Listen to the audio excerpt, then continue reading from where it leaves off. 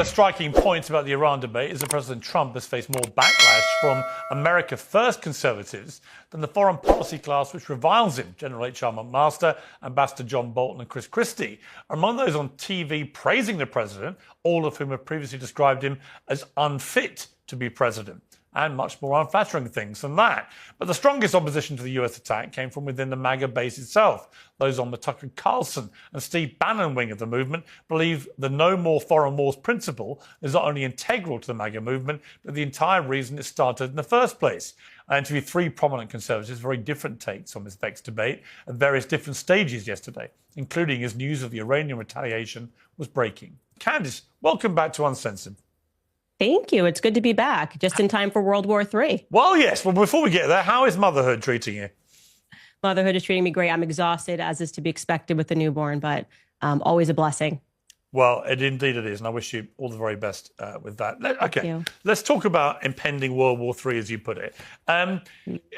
You are implacably opposed to what both Israel and now the United States have done here. Why? Yeah. Because, well, first and foremost, just on the MAGA movement level, Trump came out and he gave us a promise that we were not going to be involved in wars. And I'm going back to 2015. Why did people get so excited about Donald Trump, who was then an unlikely candidate, who was being smeared by the media as being Adolf Hitler? Well, it was because he recognized that the American people were being forgotten while we were giving billions of unaccounted billions, by the way, for these never ending wars. And so it's one of the earliest reasons that people got behind him and got behind his vision. And so we're opposed to a regime change because America as a country has a lot of problems that need to be fixed here first. It's that simple. Right, but it's not quite that simple. And I'll explain to you why. Because Donald Trump, I think he's not been inconsistent in the sense that in his first term, he wasn't a pacifist. You know, he killed General Soleimani. He killed Baghdadi, the head of ISIS, and went after them ferociously. He attacked Syria when they killed American troops. He dropped a massive bomb in Afghanistan. It wasn't like he never deployed the American military. And again, here, what he would argue, and has been arguing, is he's not declared war on anybody. What he's done is very specifically target Iran's nuclear capability because of latest reports coming out which said they had taken the enrichment of their uranium stocks from 3.5% to 60%, and that therefore the leap to weaponization was moving at a pace that couldn't be tolerated. I got to say, I kind of agree. Now, if he suddenly commits, troops on the ground, then that becomes a different thing altogether. But even when Trump talked about regime change, I think he meant from within, as we saw in Syria in December, where the people themselves rise up. And if that was to happen, why would that be a bad thing? Okay, so you're asking a lot of questions here. So first and foremost, the idea that you have to formally declare war on like a piece of paper in order for war to happen is a little bit ridiculous. I mean, he dropped bombs. He dropped bombs in Iran. So yes, we are a part of this war, whether we like it or not. Iran is now speaking and saying that they're going to shut down the Hormuz Strait. There's going to be impact on oil. Why would they do that? Why would they do that when the main victim of doing that would be Iran? I mean, 50% of China, of the traffic of stuff through there is for China, which is one of their allies. Don't care, not my business. The point that I'm making here is that to make the assumption that you can just drop bombs on a country and then say, well, you know what, we didn't formally declare war is patently ridiculous. I think that is just patently ridiculous. What about when he killed General Soleimani, one of Iran's top military commanders? Sure, an assassination, a strike, and that, of course, came with some risk. It's a little bit different to be flying out B-6 bombers in the middle of the night and dropping bombs at the behest of Bibi Netanyahu, which brings me to the second point. The reason that America wants a regime change in Iran is because Bibi Netanyahu is demanding it. And that answers the question as to why there is this split in the MAGA movement. What we are seeing right now is the infiltration of Israel first people, the neocons, people who have always wanted never ending wars, and the people who have recognized that following Israel's foreign policy initiatives has led to America being on the decline. And so that's where I stand. I am with the MAGA people who grew up, I call us like, Generation 9/11, who were told that America was going to be rendered safer, cleaner. All we had to do was agree to go to, well, ironically, war with Iraq because of weapons of mass destruction. It's all of the same rhetoric dating back to 9/11, all of the same tactics of trying to smear people who are against this war as supporting jihadists. It is not my business to affect a regime change in Iran. It's simply not our business. It doesn't impact us one way or the other. And we also are completely done with the idea that with these decades-long idea that we're doing it to spread democracy because we believe in international liberalism. There was no imminent threat to the United States when Trump made this decision to do what Bibi wanted. And I want to be clear here. This was not Trump's decision. It was Bibi Netanyahu's decision. And that is the reason that he did it. And we're very aware that Israel is dictating our foreign policy, and we would now like that to stop. OK, but you wouldn't disagree, presumably, that Iran has been the main sponsor of terrorism in the Middle East through the Houthis, through Hezbollah, through Hamas. I mean, that's widely accepted and recognized. They've done Widely accepted. No, that's just kind of... Really? You don't think they have? Has been a terrorist state. Okay, Israel right now is imparting a genocide and a Holocaust on the Gazan people. So I'm really over this idea like somehow Israel has the moral high ground and we have to get behind them. I didn't say because that. We've got to go after the bad guys. I wasn't saying that. But we have. Oh, hang on. Look, we can come to Gaza where I think we'll reach agreement about what Israel's government's been doing there in the last few months. Without but it's any relevant. question. If you're going to call Iranians terrorists, if they right now had an open concentration camp where they were mass killing their own people, we would all be saying this is ridiculous. So it's rich to me that people are concerned about Iran having nukes. But I'm concerned about Israel, who won't even admit that they have nukes, having nukes, while at the same time they are executing a genocide and a Holocaust in Gaza that the world is watching. So who's the bigger terrorist is the question today. I would say as an American that if we're going to get behind a regime change, it should be in Israel first. So that would be my position. I think the position of a lot of people who are waking up to the fact that Zionism has brought us nothing but grief in America. Can you name one positive thing that Zionists have contributed to America? That us fighting these perpetual wars on behalf of Zionism has contributed to America? But can you also recognize that Israel, placed where it is as a tiny thumbprint in the middle of a region where you have massive countries full of a lot of people that want to wish them harm, and in the case of the terror groups like Hamas, Hezbollah, the Houthis, actually want to get rid of Israel and all Israelis altogether, can you accept that if you have a huge nation like Iran with 90 million people, and they are facilitating these terror groups to that purpose, that Iran has to defend itself? Now, I would not disagree with you about what has been going on in Gaza in the last few months. I've been very vocal in my criticism of that. Nor do I disagree, by the way, that it wouldn't help Israel if they did have regime change and Netanyahu wasn't prime minister anymore. So on those points, I think we have agreement. But I come back to the fact that the reason Trump has done this, I think, is that he has for a long time said Iran cannot have a nuclear bomb. I think he's absolutely right to believe that would be a pretty terrifying escalation of the power of a country that's been so wedded to terrorism in the region. And I think he took the action for that reason. So I don't really agree that he's only doing it because Bibi Netanyahu wants him to go along and do it. I think he's doing it because he believes it's in America's strategic interest that Iran does not have a nuclear weapon. It is not in America's strategic interest. There was no imminent threat. He could have taken this to Congress and he could have allowed the people's representatives to vote on whether or not but nobody does it was that. in the American people. No president in living memory has, with almost zero exceptions, has bothered to get congressional pre-approval for military strikes. We know that. You know that. Yeah, we know that. And that's not okay. By the way, that's not okay. Obama did more strikes than anybody, right? Yes, I mean, Obama never asked anybody for any permission. I'm not an Obama supporter. Yeah, that doesn't make it okay. By the way, like that argument, just so we're clear, saying, well, we've been doing it wrong forever, so we should just keep doing it wrong is not an argument that's right. I don't disagree with you about that. Okay, so I disagree with Obama doing it. I disagree with Trump doing it. And especially when what we're talking about is what could rise to be a nuclear war, right? We should have done things the right way. And he had indicated that he was going to wait 2 weeks, and then he didn't wait 2 weeks because Bibi Netanyahu, at least according to the Israeli press, if you believe it,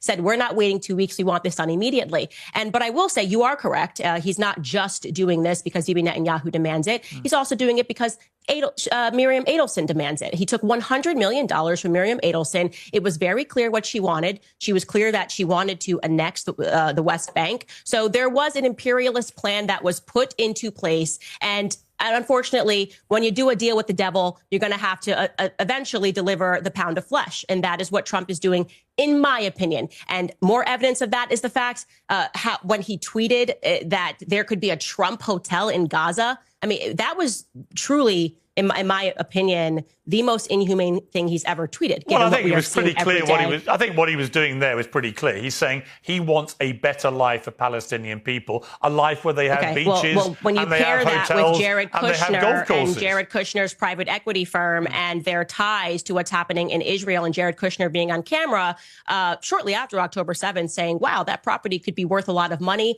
It makes me a little bit uncomfortable. It makes Americans a little bit uncomfortable. Now, you've asked me to come onto your show to explain to you how the now very fractured MAGA movement is feeling, and I'm telling you that, right? No, it's really. I find, honestly, I do also. I find the split in the conservative movement in America genuinely fascinating because it really is a genuine schism now. Yeah, there's a genuine schism, and it's only going one direction. And by the way, we shouldn't even call this a schism, because trying to dress this up and delude us into believing that the MAGA movement it is what has Meghan McCain cheering, John Bolton cheering, has Mark Levin cheering. The literal faces of the Never Trump movement are saying this is real MAGA. Yeah, we're not going to be that delusional. But you're on the same side as Alexandra Ocasio-Cortez. How do you feel about that? You're asking about the MAGA movement. The MAGA movement has always been a movement that explicitly did not want to keep involving our sons and daughters in the Middle East. So we have not changed that position. If AOC was always anti-war, then she should have thrown on a red hat in 2020 and in 2015 and joined the MAGA movement. That would have been fantastic. But are you saying America should never use any military action? You're on the same side as Greta Thunberg when it comes to the Palestinians being murdered every day. Are you saying, I am. I'm aligned. Okay, but are you saying that America should never use any military action then? No. I'm not saying America can never use any military action. In fact, what I said earlier was I could get behind a regime change in Israel because I think it would fix a lot of issues that are happening and that has been happening to America over time. Like I said, why America wouldn't you want it in Iran? I mean, I'm reading an Amnesty International report from 2024. Because Iran is not negatively impacting. I'm answering your question because Iran's regime is not negatively impacting America on a day-to-day basis. When the leader of Iran says death to America, why doesn't that concern you? That's a chant. And by the way, I want to be very clear. Why are they chanting death to America? Why are they chanting that? That's kind of a random thing. Like, I don't because wake they up want one day Americans dead. But why are they specifically chanting as opposed to saying, I don't know, death to China or death to Russia? What is it specifically about America? Well, they say death to America, death to Israel, death to the United Kingdom, actually. Oh, okay. Death to pretty much anyone that wants to stand up to them. Could have had something to do with our actions in the Middle East is why I'm saying that we need a change in foreign policy. It maybe has something to do with just like killing 1 million Iraqi civilians, because Bibi Netanyahu got on a congressional stage and said there are weapons of mass destruction, and we took that to the bank, and there actually were no weapons of mass destruction, so we just killed 1 million. It could have something, I could be crazy, it could have something to do with our actions in the Middle East. The fact that we have 2,000 troops stationed in Syria right now under the guise of saying that we're fighting ISIS, while at the same time we know that Bibi Netanyahu funded the al-Qaeda adjacent fronts because he wanted to overthrow Syria. And they, again, expand their borders, immediately take on territory and sell us absolute nonsense. We're talking about funding Hamas. Bibi Netanyahu funded Hamas. There is footage of Bibi Netanyahu saying this stuff on camera. So it's just so ridiculous to me to pretend that they're in some predicament, that they may be eradicated soon, which is why they have to keep funding all of these terrorist groups and then pretending that they're victims of terror, when in fact they are the people that are imparting it worldwide.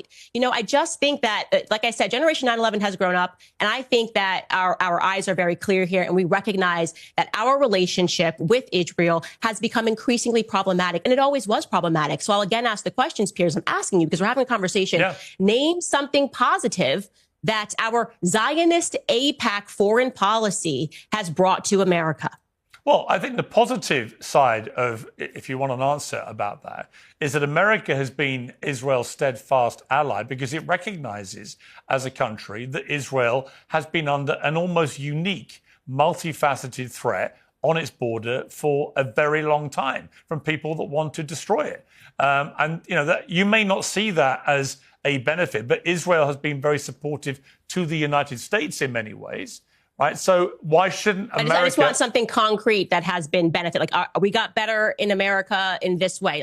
Just name something. Gas prices, just something that the average American can relate to. Well, you're not going to have a correlation between Zionism and gas prices in America. Of course, you're not. No, I'm just giving obviously you an example. Just tell me one thing that tangible benefits. Because what your argument here is like, well, you get a pat on the back and you can say that you helped this country, which was formed in 1948 by pretending to be refugees, if you will, and being invited into the homes of Palestinians, the horrific story of what happened. Well, they weren't pretending to be refugees. They were people fleeing a Holocaust. Let's be clear. Let me finish my statement. What do you mean pretending to be refugees? Let me finish my statement. When I say pretending to be refugees and being invited into the home, you would think that these people were helpless and were going to be grateful to the people that hosted them. People like Mohammed Hadid, Bella Hadid and Gigi Hadid's father, who was an infant at this time in his mother's arms. She had just given birth. They had invited these refugees because of the goodness of their heart. And then one day they return home and their doors are locked and they are told that if you try to enter, you are going to be shot and killed. That is the reality of how Israel was established as a state. Okay, that is not a stain that you can wipe from history. Most Americans growing up actually believe what happened was that, okay, it was a little messy. That's what happens after wars. Borders get changed. But at the very least, they were given money. I mean, you've lived here for hundreds of years. Here's money for your property. No, that's not what happened. They were forced out of their homes at gunpoint. Listen, and it's wrong. So we get to be the nation pat on the back. According to you, the thing that America gets. Let me finish. I'm going to let you finish. It's your show. We can.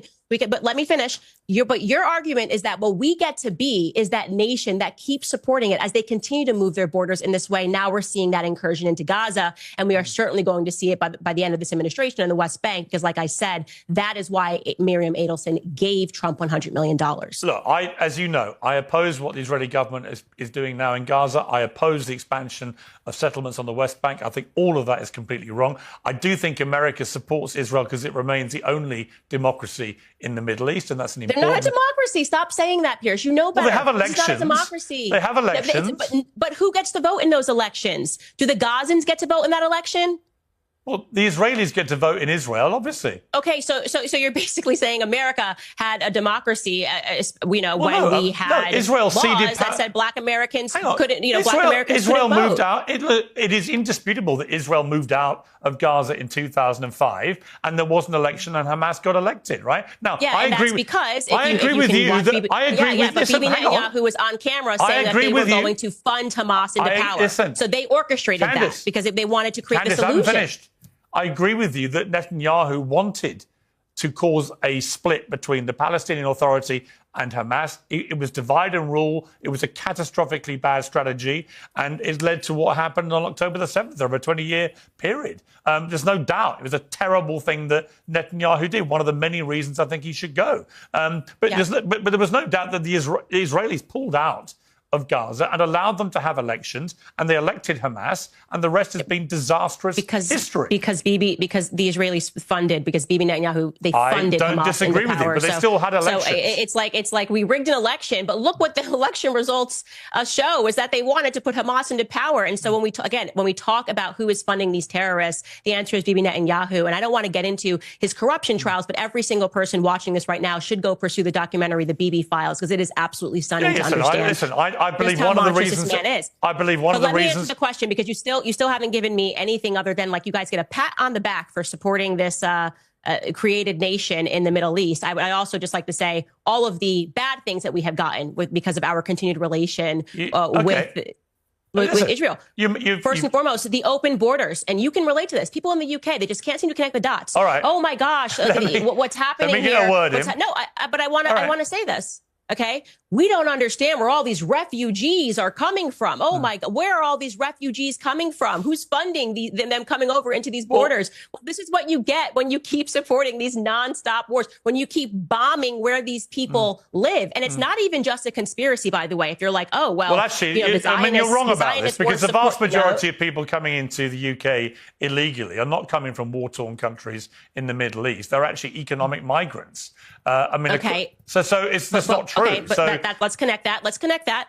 When you say economic migrants, are we talking about like people who literally want to come to the UK for a better life? And when Gaddafi was heading up Libya and the country was on the up and up, and he was working with the United Nations, and then all of a sudden he warned that if you collapse Libya and turn it into a place where refugees are escaping, that this is going to be your problem, Europe. He warned that. So then it actually happened, and now we're just calling them economic migrants. We're going to pretend that we had nothing to do. I'm not talking about people coming from Libya.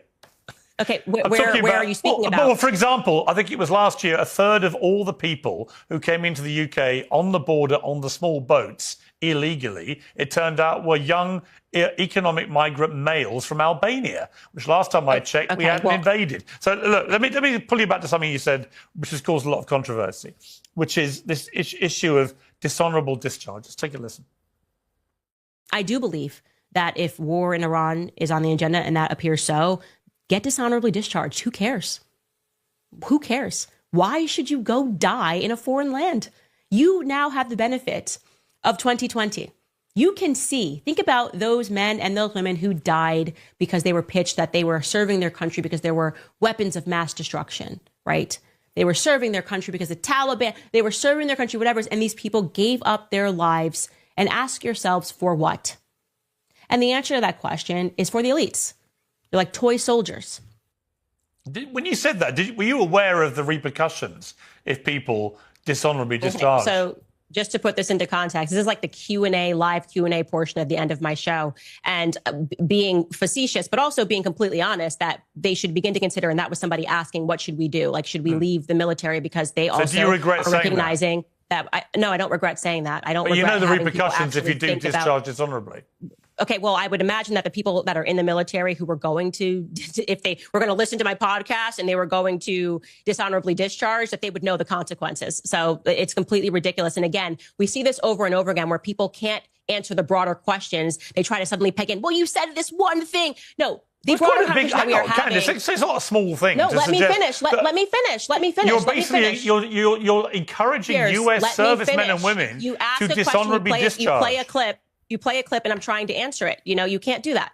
You ask a question. Well, you're trying to downplay it. And I'm responding. No, I am. No, you're trying to upplay it is what the issue is. This is exactly. I'm just repeating what you said. No, you're not. You're playing what I said, and I'm responding to it and telling you that the broader piece of that conversation, when you have troops that are now asking that question, is they are recognizing that America is in steep decline, that our military comes back and they are treated like dirt, that a lot of these men, and we're talking about decades, white American males come back and they're told that they're racist and they're treated like crap, that they're white supremacists, that they have a different vision for this country. So why are they dying in these overseas wars for Bibi Netanyahu? Okay, and let me, again, try to answer that question that I asked you at the beginning, which is, what has Zionism won America? I'm not going what to keep coming back to the same thing. No, let me finish. Why won't you let me answer that? Why won't you let me actually say what people are recognizing? You come back and there are open borders and you're told that you are racist. Okay, you come back and you're told that you are racist if you don't want open borders. Meanwhile, you're sent overseas to defend Israel's borders. It's a nonsense. And who's funding these open borders? According to Barry Weiss, and I quote, Barry Weiss said this verbatim, the Jewish connection to the refugee is not a conspiracy. That's something that we are very proud of. And she was referencing the organization HIAS, and she says it explicitly, which she said what was started by them in the 1880s, which includes immigrants that have come in like Sergey Brin. They are still the organization that is operating at our border right now, okay? That is problematic, that we have open borders while we continually and routinely are told that we have to defend somebody else's borders, okay? And again, these never-ending wars in the Middle East at the behest of Israel. Bibi Netanyahu is the one that called for Americans to invade Iraq, Libya, Syria, Afghanistan, and now Iran, and we've done it. We're told Israel can defend itself, okay? But why do we have currently 2,000 troops that are in Syria under the guise of fighting ISIS? And like I said, we know Israel themselves fund terror. terror-adjacent militants like they did to overthrow Assad. And we're done with the BS of, okay, well, they weren't really involved, Israel, in Afghanistan, because even when we fight those never-ending wars, Israel wins. Everybody knows that our boys were out there in Afghanistan guarding poppy fields, okay? And do you know what happened after we allegedly, quote unquote, lost in Afghanistan? What happened to all those poppy fields, those poppy flowers that our military was guarding? Well, the opioid crisis hit America via the Sackler family, who quite literally built the School of Medicine at Tel Aviv University. So we're just done, okay? And there's no way that we're going to go backwards. We're not going to allow you guys to emotionally condition us to go, oh, well, we got to protect Israel because of the Holocaust. It is over. They're imparting a Holocaust. America would like off this crazy train. Okay, for the benefit of viewers who don't know what I was talking about, under the Uniform Code of Military Justice, Article 90, dishonourable discharge can result in forfeiture of all pay and allowances up to 5 years confinement, which is a pretty heavy penalty to pay. Yeah, I'd want my kids to go to jail before they fought for Israel. I'll say that honestly. Okay, I would. I have 3 sons, and I'm going to be honest with you, Piers. I'm glad you told me that consequence. I'd take that consequence any day to them being sent back over in a coffin because they died for Israel. So. Okay, but I think the one thing you're missing, look, I come from a big military family, a lot of military in my family, and a lot of people fighting wars on behalf of the United States are not doing it because they think Bibi Netanyahu wants them to. They're doing it because some of them do that, and they write into my show and I answer the question. But many of them won't, and they might be offended by you suggesting that's the only reason they're doing it. And they can watch your show, and they can be offended all they want, but I think it's more offensive the way that our military is treated, the veterans are treated, and the gaslighting that takes place when we're told that we have to defend everybody's borders. But I actually think America treats its veterans better than almost any country in the world. I mean, this has always been an open conversation, and I'm just saying that if my boys were being drafted to fight this war in Iran, I would be like, you know what, honey, take the other option. And that's not because it's cowardice. It's because when you sign up for the military. Okay, but I would say that the pilots, you are pledging that you are doing something that is going to better your country. Candace, and like I said, our country has been in steep decline since we have imparted this foreign policy, which is just whatever Israel wants. Okay, but you made that point. But what I would say to you is the only people so far that have been involved from the American military were the extraordinarily courageous and skillful pilots who flew these B-2 bombers and attacked the nuclear sites and got back safely. So there's been no troops on the ground committed at all, no declaration of war by the United States. We can quibble. Listen, I don't disagree with you. You bomb somewhere, you probably are at war with them. But there is no official declaration of war, just as Trump, when he took out Soleimani and Baghdadi and he attacked Syria and so on, he didn't declare war on those places. And actually, it turned out that the apocalyptic warnings of those actions never materialized. So we shall see. I can't let you go without asking. Let me ask you just quickly about the Tucker Ted Cruz debate. What did you make of that? Fantastic. It is finally the debate that needed to happen in America, because a part of this nonstop policy is this belief, as you said, Ted Cruz, that if we just do whatever Israel wants, that God's going to bless you. And it's quite ironic because it comes from Protestants, and their normal argument is that the reason why we had to have this fracture in the church was because of indulgences. There's nothing more indulgent than I'm going to be blessed if I just do whatever Israel says. And so because we are finally having that spiritual conversation, which is more important, I suspect there's going to be major changes in the United States going forward. And that is why you're seeing this fracture in the base already. Tucker, according to Donald Trump, Tucker rang Trump to apologise for some of the more strident rhetoric he's used against him recently. Are you done with Donald Trump, or could you see a way that you would end up perhaps voting for him? Oh, he can't run again, obviously, but would you support him publicly again? So I want to be clear. I don't regret voting for Donald Trump above Kamala. I think he was the better candidate, certainly a better candidate above Joe Biden. But what I will say is that he's been a chronic disappointment. And I feel embarrassed that I told people to go vote for him because this wasn't going to happen, and it is happening. But I just think that the picture of politics in America is going to look very differently because of his actions. So I don't know where we go from here. I really don't. But this is not the candidate that I voted for. If it turns out that his instincts were right, that by doing what he did, it brings Iran to the negotiating table and they do a deal on their nuclear plans, would you admit that you were wrong in that circumstance? Yeah. I will always admit when I'm wrong. Anybody that listens to my podcast knows that. It just so happens to be that, especially if I come on to the Piers Morgan show and I make some predictions, that it ends up that I'm right. So I'm feeling lucky, but I will of course admit I'm wrong if that is the result. Candace, always good to have your views on Uncensored. You know that. I appreciate you coming on. Thank you. Thank you so much. Well, joining me now is the Chief Executive Officer of Blaze Media, Glenn Beck. May I say something just to start? Would we be having this debate in this way if Hamas would have done to England what they did to Israel? Would we be having this debate? Because I don't think we would. I think America would be over there. I think the whole world would be over there, and we'd pound them into sand until they surrendered. But I don't understand why we're having debates here on actions that Barack Obama took, and nobody really said anything about it. They weren't screaming for an act of war. I know this is a very bad situation, and I hope to God. I mean, I'm glad that Donald Trump is our president, because I wouldn't have had the balls to do it. I think it was the right thing to do, but I wouldn't have had the balls to do it. Well, it's really interesting because I know that historically, I mean, look, you know, I'm not going to pick on you for this, but I happen to be the editor. No, it'll be obvious what I'm saying, but I was editor of the Daily Mirror newspaper, one of the big national papers in the UK, for many years, and I campaigned vociferously on the front page after front page against the Iraq war. And it was particularly contentious in the UK because we were the Labour supporting newspaper and Tony Blair was a Labour Prime Minister. So it was a huge sort of deal over here.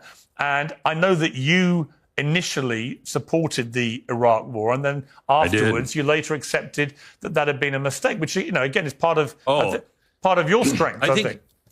You know, I think, Piers, you can't silence people when they're wrong, because hopefully they're on the road to becoming right. Yes. But you only get that if you have a debate. And I will tell you that I was for Afghanistan. I was a very big, war hawk. Let's go in and just do it. Let's do it. I'm not that way anymore because I've seen the pattern. It doesn't work out. America needs to mind its own business. We can't export what we have. I mean, I have hopes for the Middle East. I have hopes for Iran. I pray for the people in Iran. They're a very big danger. But, the one thing, again, I go back to Donald Trump. I don't think he's being duped. In 2016, maybe. I mean, he has told me he didn't really know what he was up against. He knows what he's up against now. He hates war, hates it. As much as he loves tariffs, he hates war. He has told me eye to eye about how he has redesigned, or he had to rebuild, our nuclear arsenal. And in a fashion that I've never seen Donald Trump, he said, Glenn, it can never be used. It is horrifying what can be done now. I know, I helped rebuild it. It can never be used. He hates nuclear war. He hates regular war. Yeah. And I think he really believes he did the right thing, and I don't think he's being duped by it. No, and it's interesting because I know that you were hoping he didn't do what he did. Now that he's done it, and obviously it's incredibly early days, and none of us can be sure what is going to happen, and I wouldn't even attempt to guess. But I certainly think that Trump's intentions were well-intentioned. I think he has said for many years that Iran cannot get a nuclear weapon, and he genuinely believed that enriching their uranium stocks from 3.5% to 60% was a dangerous escalation that could only be heading one way. And so he's taken the same action that he did when he took out Soleimani or Baghdadi, when he attacked Syria, when he dropped big bombs in Afghanistan. He's done things strategically as he sees it without actually committing large number of American troops on the ground. You also have to look at this. Every single president since Clinton has said this, okay? Iran has killed more Americans as a nation than I think any other nation has. They've been an enemy. Every single president has said they cannot have a nuclear weapon. I don't want to go to war with Iran. I don't want any of this. However, when you talk to a B-2 bomber, which I did over the weekend, they have been running this particular run for 15 years plus. We built in White Sands, we built a model of that reactor. This bomb that we dropped, we're the only ones with it in the world. It was made for those reactors, specifically for those reactors. It is so accurate, it can hit the top of a pop can or a Coke can from 50,000 feet. It had to go into a 10 by 10 foot vent They have been running this over and over again. That's not Donald Trump. That's the American policy. We know that these people are serious when they say they're going to burn first the Jews in the Islamic fiery furnace and then America. We're the great Satan. They have been a threat of ours for a long time. I wish we could have negotiated our way, but it didn't happen. So now we're here. Now what do we do? Well, as we're talking, I'm just going to read this to you. Reuters and AFP are reporting explosions over Doha. So we're talking Monday evening UK time, Monday afternoon your time in the States. Iranian media saying Iran is attacking US bases in both Qatar and Iraq. And this follows BBC and Fox News reporting credible and imminent threats of Iranian missile attacks on US-run air bases. So that's just breaking as you and I are talking.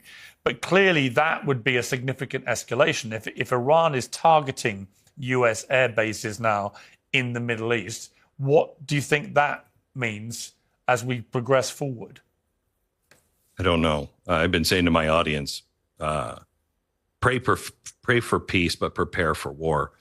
This is a war that I think is coming one way or another. I mean, look at the state of Europe, look at the state of England, look at the state of America. I mean, this is a war with Islamists, not Muslims, Islamists, that is going to happen at some point. I think we're at the beginning of a 50-year war with Islamists. And it's disturbing to me. And the reason why is we're not clear. None of our countries, Donald Trump will, but none of our countries will even name what we're against. They won't say it. You know, what I complimented you for doing on this show is actually saying what the truth is and letting all sides. Our governments are silencing, and I think it's because they're afraid. But it's a war that is absolutely coming. And the problem is, I remember I sat in the Oval Office during the Gulf War, or the Iraqi War, with George Bush, and he was reading me the riot act because I wasn't happy about the way things were going. And he said to me, I said, you got an election coming up, and what do you think these guys are going to do? And he said something, and he tried to make me feel better, and this actually made me feel horrible. He said, Glenn, don't worry about it. No matter who wins, when they sit behind this desk, they'll be advised by the same voices and they'll realize they have no other options. I left that office thinking, then why do we elect a president? What is happening? We have to break this cycle. Hopefully this we're not being lulled into something or pulled into something that is, long planned. Hopefully we can end this quickly and return to some normalcy in all of our countries. But we have to face the truth. Yeah, I think I completely concur with you. And like I said, whilst I can absolutely understand why Donald Trump did what he did, and while I think there's a compelling argument that Iran was fast accelerating its way to a nuclear weapon, which everybody basically agrees, apart from Iran and its allies, would be a very bad thing for the world.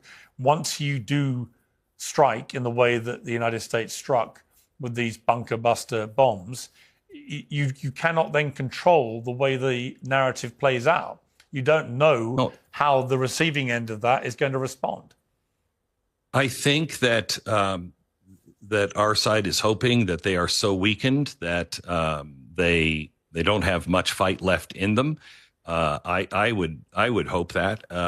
However, if I said on Friday or Saturday when it happened that if somebody did that to us and just blew up one of our bases in the United States, here in our continental U.S., we would declare that's a declaration of war. Yeah. And why would we expect them not to feel that way? The only hope is they're so weakened that it can end quickly. Yeah, I don't think you can. I mean, I think this attempt to try and pretend it's not a declaration of war, I don't think that flies. I mean, I posted on X, this is America saying it's at war with Iran, right? I mean, you drop 30,000-pound bombs all over the place on nuclear sites in a foreign country. You are except it's a declaration we've done of that war. before. Except we've done that before in other cases, and nobody's had this reaction. But it's not Iran and Israel. For some reason, that's just totally different for everybody. I mean, what's strange about that whole thing is if you go back into the not too distant past of Iran and Israel, before the revolution in 79, they got on pretty well. It's like a lot of these relationships have been contaminated in the last 40, 50 years. So I'm doing a show Thursday, Piers, that I'm glad you brought this up because I was just talking to my producers about the direction I want to go in. And that is look at Europe today, look at England today, then look at Iran 1977, 1975. Look, nobody was wearing hijabs, nothing like that. And in 1979, it's over. It's lights out. We can't ignore the poison of Islamists in our own society. We all think that it's not going to happen. It can't happen, but it can. All we have to do is make the distinction between Islamist and a Muslim. One is our enemy. The other is a practitioner of a religion. I mean, I would expand that to say it's extremism, right? Extremism of any kind should be condemned by all right-thinking people because extremism is never the right way, just by the very definition. When are we going to do that? By the very definition of the word. You are an extremist. Isn't that in some ways exactly what Donald Trump did? Took a clear line. We've had president after president say, we're not going to let this stand. He does it, and now he's the extremist? I don't know. I think he's standing up for what he believes is coming. Glenn, what's fascinating, watching the conservative right in the last few weeks has been fascinating for the real schism that's been developing now. What do you make of that? There's always been disagreement, but never quite, it seems to me, on such implacable levels as we're seeing right now, where people are really one way or the other. I've never seen anything. I'm friends with Ted Cruz. I'm friends with Tucker Carlson. I like both of them. I know Donald Trump.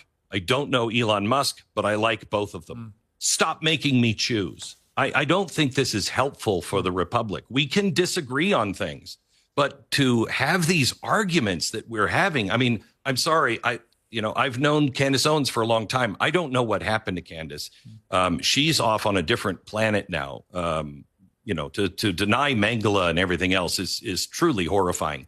But there's a lot of people that I disagree with that I can still have conversations with. I think this is in many ways intentional. We're all being driven to these extremes, and it's either you are this or you are that, and there's nothing in between. That's not real life. All life has nuance. There's no way to navigate. There's no way to defend ourselves, our culture, if we all must be 100% this or 100% that. And you know what? And I genuinely believe it's been fueled by social media, because what social media does, it fuels tribalism, where people, in the end, they become so tribal and their echo chamber keeps reinforcing this one singular worldview that when facts change, they don't want to accept it. If it is negative to their tribe, and it reminds me, I read a book about this several years ago, where I talked about, if you go back in 2,000 years, you would have genuine tribes, right, in the world. And they would be on their own, and they would dress a certain way, and they would cut their hair a certain way. They would eat certain food. They would drink certain drinks. They would have a language which they understood. And they would stay pretty much in their own area amongst themselves. So they only ever knew one way. And then slowly but surely, these tribes edged out and began to travel more, and they encountered other tribes. And these other tribes looked a bit different. They sounded a bit different. They maybe ate different food. They laughed at different things. And these tribes concluded in that experimental moment that the only solution was to kill each other.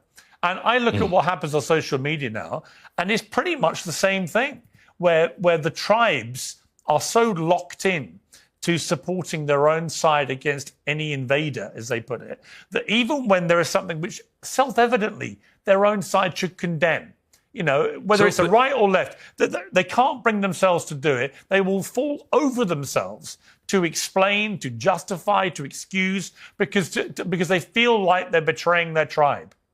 So I completely agree with that, but I'd like to add one more thing. I'm a recovering alcoholic, and you tell yourself lies and lies and lies and lies, and you get to a point to where at some point you have to reject almost everything you are to tell the truth.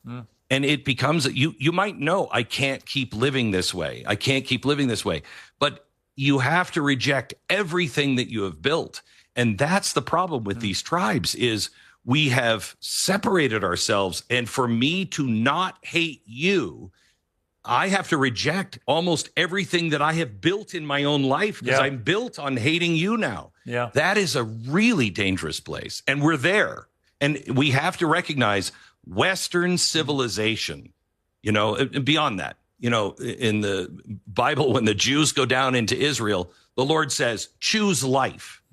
That is the choice. It is life or death. There is a culture of death through many different factions, if you will. Death or life. We've got to choose life. And the Western civilization has always been about life. If we can't find our way to each other and say, look, I reject this death cult, we're not going to survive. No. And if we don't survive, the world becomes a very dark place. And I don't mean the United States. I mean the entire Western world. Yeah. Yeah. I mean, and I think that this is why I found what Elon Musk calls the woke mind virus so damaging, because it fueled all that stuff. And often on a kind of preposterous denial of even basic biology and science. And when people started trying to defend the fact that biological men were in women's sport, I was like, we've lost our minds here. What is going on? And isn't it amazing? The guy who was the biggest on the left, he was a hero for what he did for the environment and electric cars and everything else. The minute he disagrees with them politically, they trash he's him. dead to them. Yeah, they try to destroy his business. They burn his cars. They'd like to kill him. I mean, that should tell you something. You're on the wrong side when that is your reaction.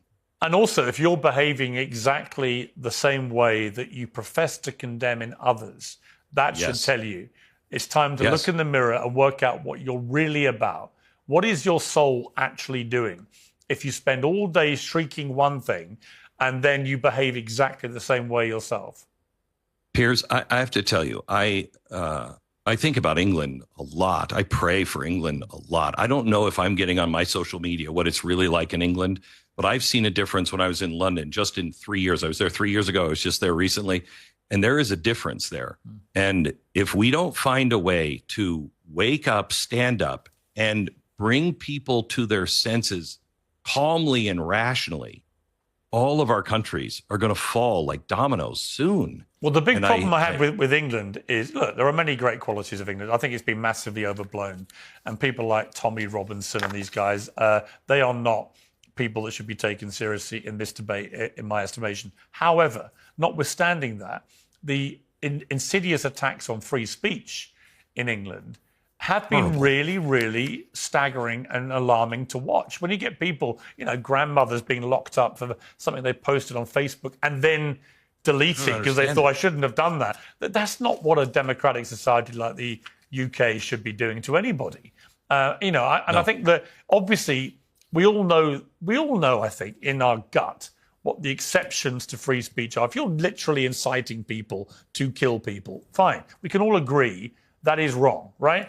But when you're expressing a vehement opinion because you may be emotionally overwrought about something, which is genuinely horrific, and you're just spewing off, or you're just wrong, and you then calm down and delete that, whatever, and then you're put in prison for 2 years. I just think that is basically, then you're into North Korea, Russia, and everything else, where any criticism of the state does that. Which brings me right back to where we started. Thank you for having people I strongly disagree with. I disagreed with both of those guests that you just had on. Thank you for having them on. I have to see that. We all have to see that. We have to exercise the muscle of curiosity and intelligence and calmness while listening to people we vehemently disagree with. Yeah, and just final point, but on the guy, the Israeli minister, the reason I was so annoyed was one of the devices used to silence legitimate debate about this is you call somebody something ending in ik or ist. So if you said the biological men in women's sport thing was a problem, you were immediately transphobic. And similarly, if you've criticized Israel's recent strategy in Gaza, which most people find pretty indefensible, even if you've been someone like me that stuck his neck out to defend Israel for many, many months and their right to defend themselves, even if I've tried to be really fair and impartial and go after both sides where I felt they're wrong, that any semblance of criticizing the Israeli government strategy meant I must be anti-Semitic and a Jew hater. And I was really incensed by that. And so when he came on and tried to pretend that isn't what he was saying and that it was about, one or two guests or whatever, that's not what he posted. He was doing that deliberately to try and silence me. And I find that a really insidious thing too.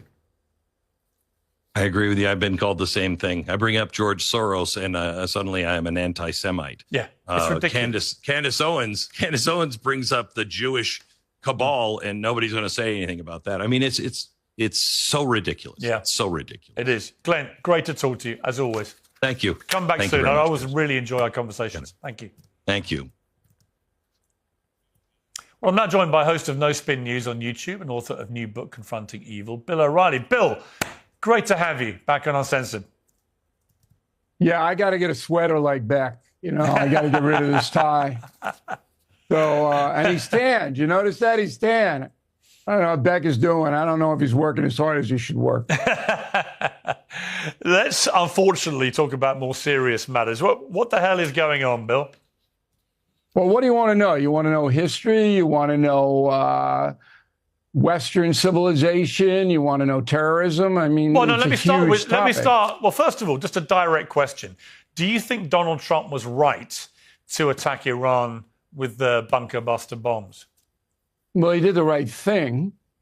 History will unfold to see if it was the right strategy. I'm not hedging. The right thing is that if you have an enemy, and certainly Iran is America's enemy, and that enemy is saying we want to kill you, you don't get them in a position where they can kill you with a nuclear weapon. That's not real complicated. And throughout history, bellicose nations that have threatened other nations have always paid a price. So Iran is paying a price. Now, the problem is that Donald Trump is not widely accepted in the world. And whatever he does brings much more scrutiny than, say, a Barack Obama.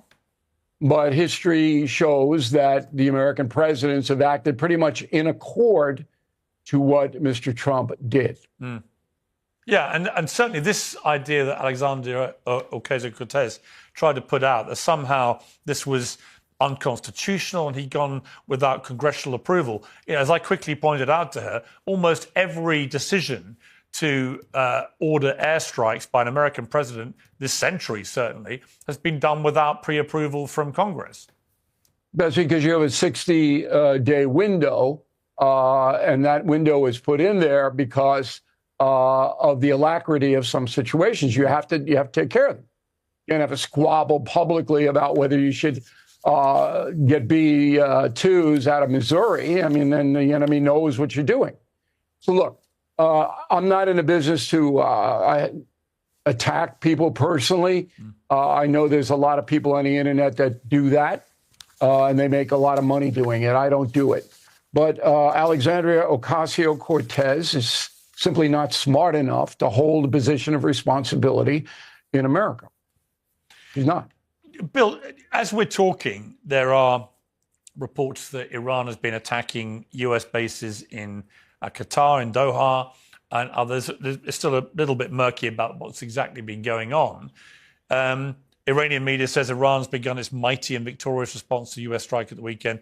Quote, Iran will not leave any attack on its territorial integrity, sovereignty, and national security unanswered under any circumstances.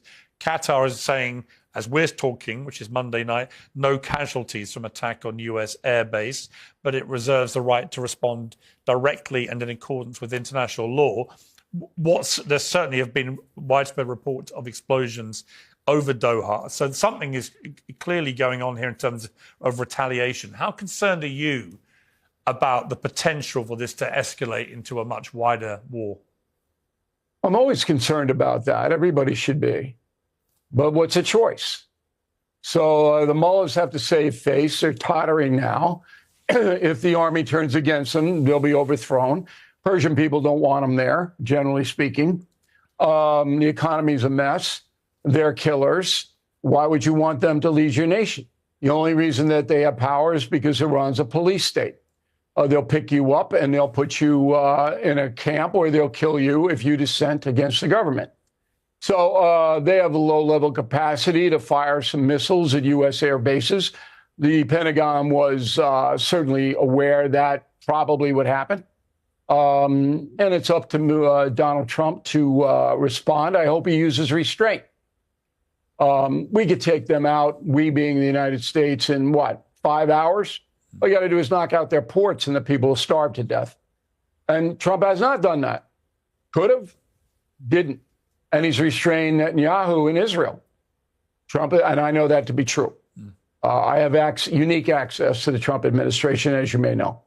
Trump has been a restraining voice on Netanyahu. So there are a lot of things in play. You got to figure that the mullahs are about as desperate as any human being could get at this point. They could go at any time, and they're trying to save face with some kind of reaction. That's not going to matter much. In terms of how wide this could get, Donald Trump posted on Monday a response to the former Russian president, Medvedev. He said, "Did I hear former President Medvedev from Russia casually throwing around the M-word nuclear and saying that he and other countries would support nuclear warheads to Iran? Did he really say that? Or was it just a figment of my imagination? If he did say that, and if confirmed, please let me know immediately. The M-word should not be treated so casually. I guess that's why Putin's the boss."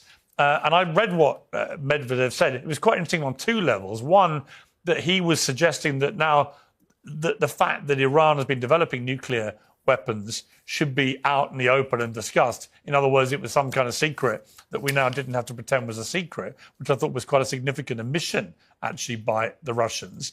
But also just this casual threat that there are plenty of countries out there that will come along and supply Iran with nuclear weapons if necessary. What do you make of that? Should we take it seriously? Well, you take everything the Russians say seriously because Putin's psychotic.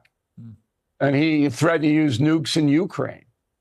But any country that supplies nuclear weapons to Iran is going to be a pariah, have enormous sanctions slapped on them immediately, and will probably go bankrupt.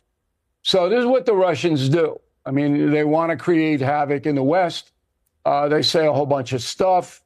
I would be very surprised if any country, including Russia, supplies the mullahs with a nuclear weapon. That would be pretty much saying to the world, F you, and the world is going to reply to that.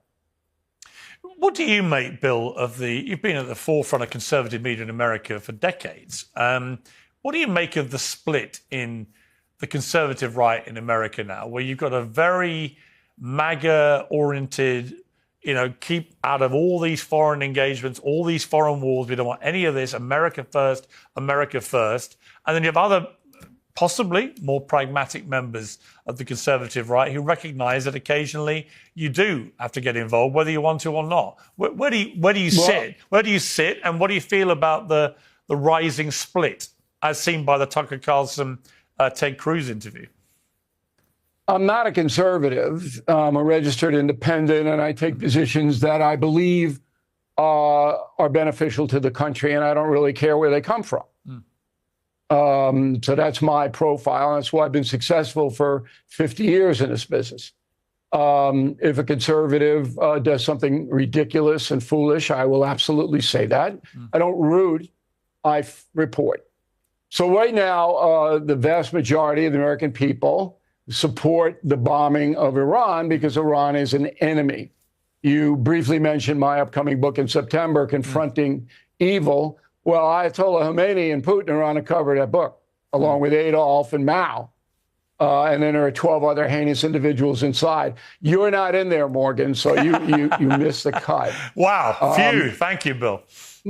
But I don't really spend a lot of time on who's fighting who. Yes, it's amusing, but does it matter? No, it doesn't matter. Americans, most of them, are smart enough to make up their own minds. There's about 30% of Americans that are avid supporters of Donald Trump. Most Americans are traditional, and the Democratic Party has gone far left in this country, which is why they're getting hammered. It's not so much their policies, it's their attitude. Americans don't want trans this, and they just don't want it. It's never going to happen.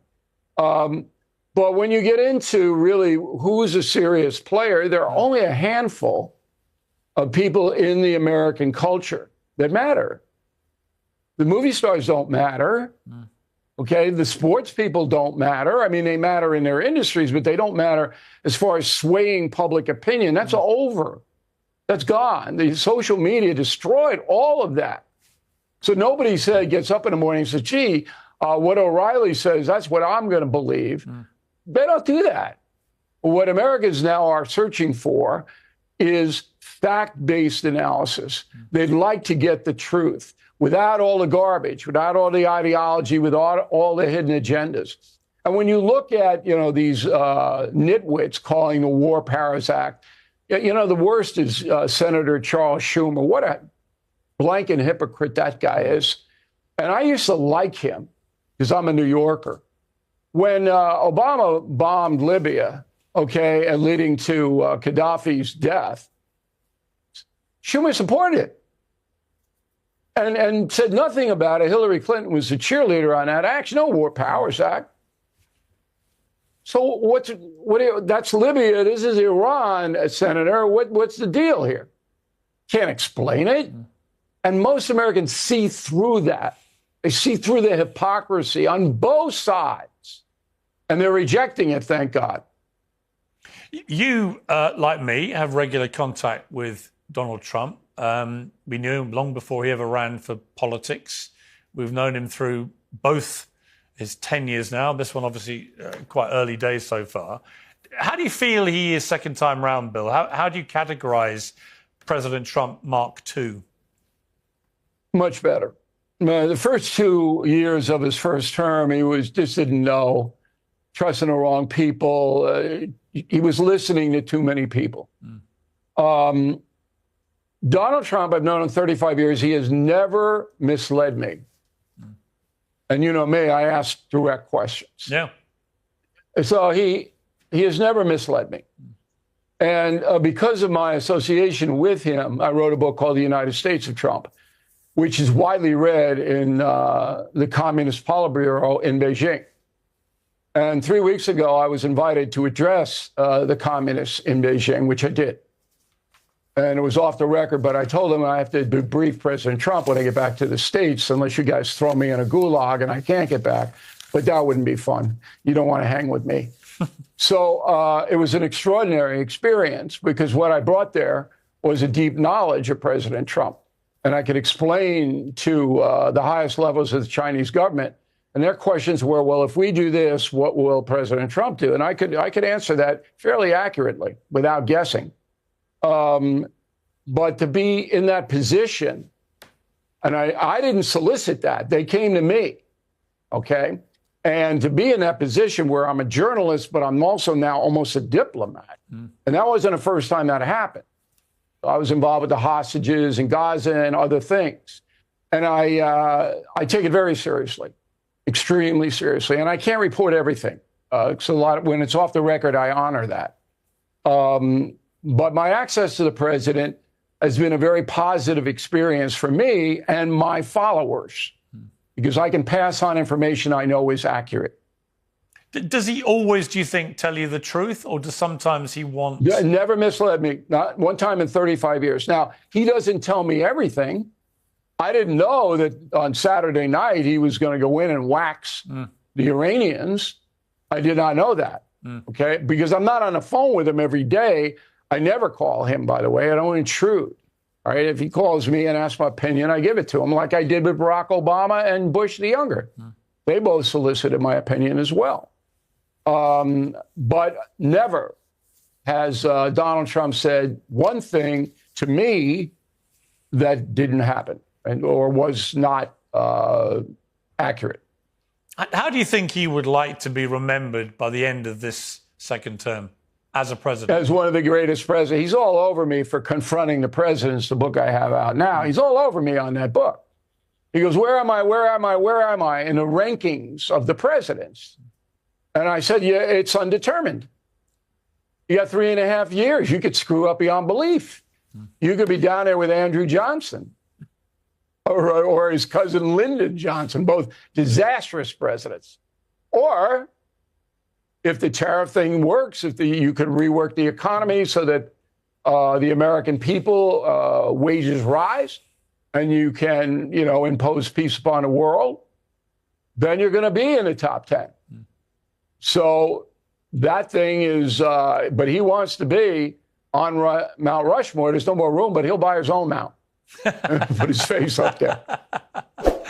He will. Bill O'Reilly, always great to have you on Uncensored. Thank you very much. Thanks for having me, Piers.